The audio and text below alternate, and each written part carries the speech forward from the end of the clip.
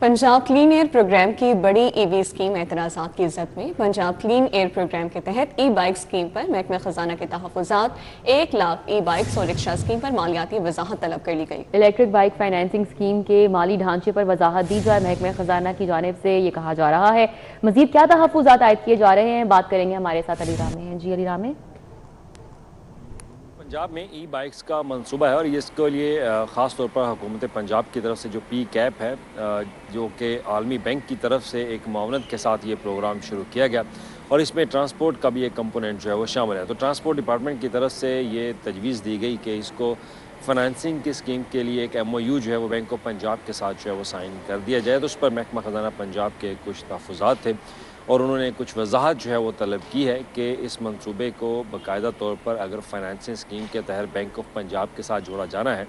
उसके साथ MOU sign करना है, तो कुछ वजाहत जो है वो दी जाए क्योंकि इसके MOU के अंदर क्लैरिफिकेशन जो है वो मौजूद नहीं है। अब पी कैप के तहत ट्रांसपोर्ट सेक्टर जो है वो ई बाइक्स की डिस्ट्रीब्यूशन जो है वो करने जा रहा है। तो इब्तदाई तौर पर जो तखमीना लगाया गया था वो ये था कि 1,20,000 ई बाइक्स जो हैं और इसमें 2 व्हीलर्स और 3 व्हीलर्स जो हैं वो लोगों में दिए जाने हैं सब्सिडी के तौर पर और हुकूमत एक अच्छी खासी सब्सिडी देकर